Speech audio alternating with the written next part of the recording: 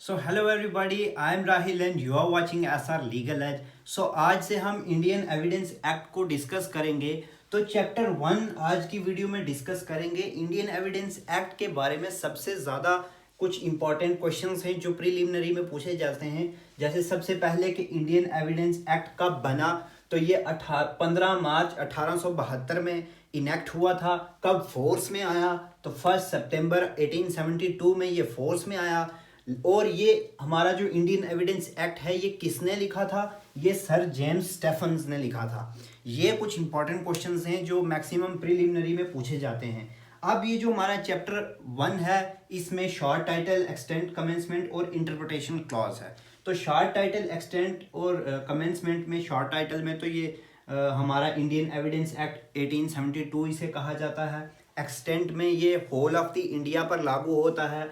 और अप्लाई कहाँ कहाँ पर होता है, ये अप्लाई होता है सभी जुडिशियल प्रोसीडिंग्स में इंक्लूडिंग कोर्ट मार्शल्स, लेकिन वो वाले कोर्ट मार्शल्स नहीं जो कन्वीन्ड हैं इंडियन आर्मी एक्ट के अंदर, इंडियन नेवल एक्ट के अंदर, या इंडियन नेवल डिसिप्लिन एक्ट, या इंडियन एयरफोर्स एक्ट। इनके अंडर जो कोर्ट मार्शल्स हैं वहाँ पर ये लागू नहीं होता।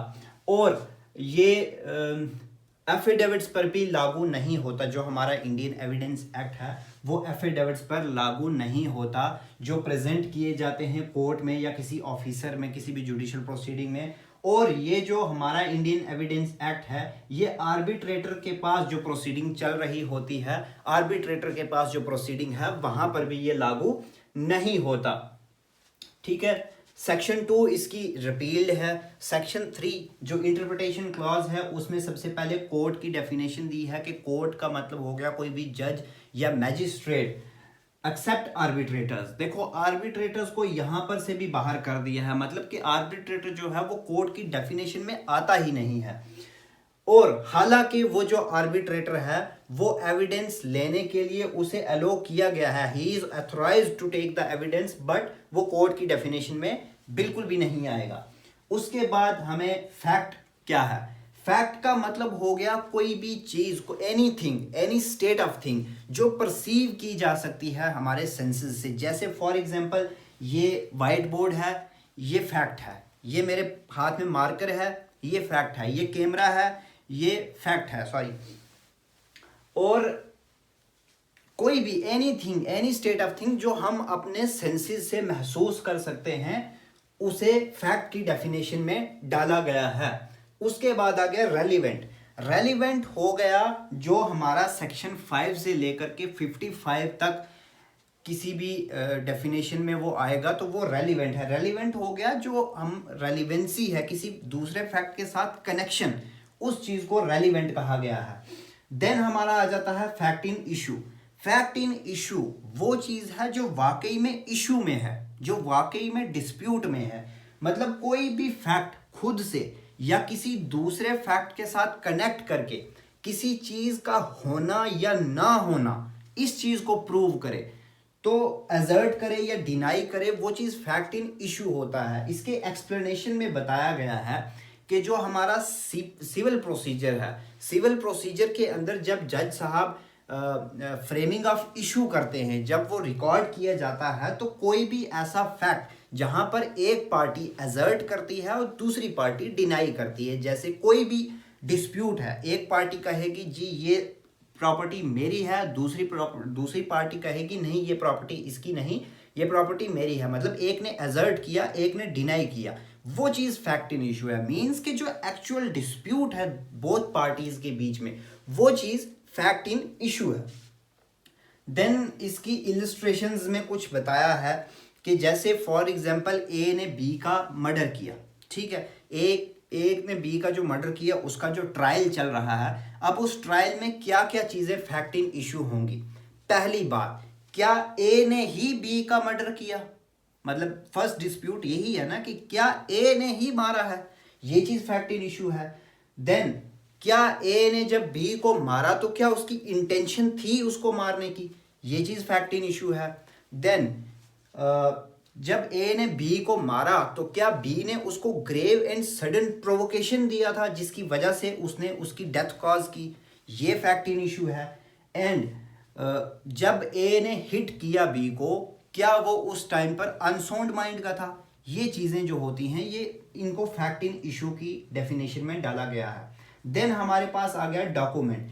कोई भी मैटर जो एक्सप्रेस्ड है या डिस्क्राइब्ड है किसी भी फॉर्म ऑफ लेटर पे या किसी भी फॉर्म ऑफ किसी पेपर पे कहीं पर भी, तो वो चीज़ डॉक्यूमेंट आ जाता है। इसकी इलस्ट्रेशंस इंपॉर्टेंट हैं, देख लीजिएगा। इलस्ट्रेशंस भी एग्जाम में पूछी जाती हैं कि जैसे कोई भी राइटिंग है वो डॉक्यूमेंट है, कोई भी चीज़ प्रिंट की गई है या लिथोग्राफ्ट की गई है वो डॉक्यूमेंट है, कोई भी मैप है या प्लान है वो डॉक्यूमेंट है, किसी भी प्लेट के ऊपर किसी स्टोन के ऊपर वो उसको इंस्क्रिप्ट किया गया है, जैसे वो आपने देखा होगा कुछ आर्टिस्ट होते हैं वो पत्थर के ऊपर लिखते हैं, तो वो चीज़ भी डॉक्यूमेंट की डेफिनेशन में आता है।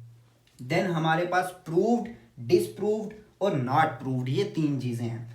प्रूव्ड का मतलब हो गया कि जब उस फैक्ट को कंसीडर करने के बाद, मतलब जज साहब ने जो भी इशू था उसको कंसीडर किया, उसके बारे में एविडेंस लिए और उन सब के बाद जज साहब ने ये बिलीव कर लिया कि वो चीज़ एग्जिस्ट करती है, that means proved.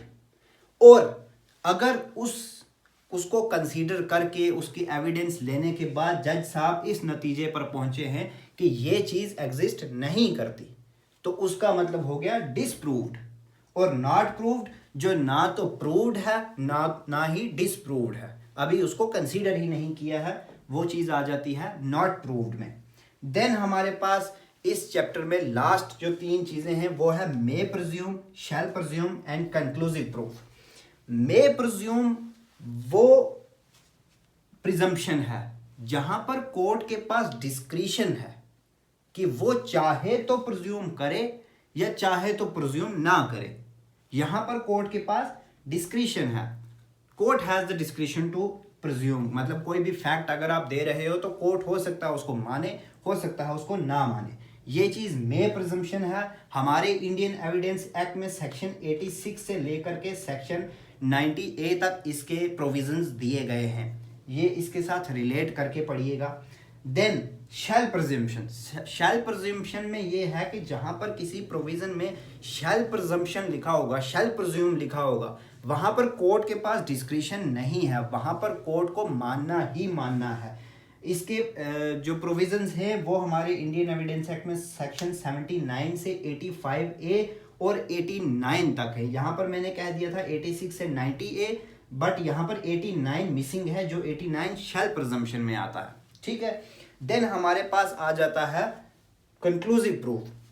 May presume में कोर्ट की डिस्क्रिशन, शैल प्रिज्यूम में कोर्ट की कोई डिस्क्रिशन नहीं है। कंक्लूसिव प्रूफ का मतलब हो गया कि जब कोई चीज प्रूव करने के बाद कोर्ट अब फर्दर अलो नहीं कर रही उस चीज को डिसप्रूव करने के लिए, मतलब कि further evidence is not required, court is not allowing the further evidence to prove और disprove anything, that is conclusive proof. इसके भी प्रोविजन हमारे इंडियन एविडेंस एक्ट में है, जैसे सेक्शन 41 है, जो जजमेंट व्हेन रेलिवेंट का जब चैप्टर आप पढ़ोगे तो सेक्शन 41 है previous judgment to bar subsequent trial.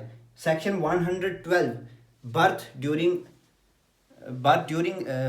Marriage is the conclusive proof of legitimacy, ये सेक्शन 112 एंड सेक्शन 115 जो स्टॉपल का है। ये तीन प्रोविजन हैं जो कंक्लूसिव प्रूफ के हैं। ये था हमारा चैप्टर 1 जो सिर्फ इंट्रोडक्शन या हम इंटरप्रिटेशन क्लॉज कह लें या डेफिनेशन क्लॉज कह लें इसके साथ डील कर रहा था, ये कंप्लीट हो गया। मिलते हैं अगली वीडियो में। नेक्स्ट में हम रेलिवेंसी ऑफ फैक्ट को जो सेक्शन 5 से स्टार्ट होता है वो स्टार्ट करेंगे। मिलते हैं अगली वीडियो में। Thank you, bye bye.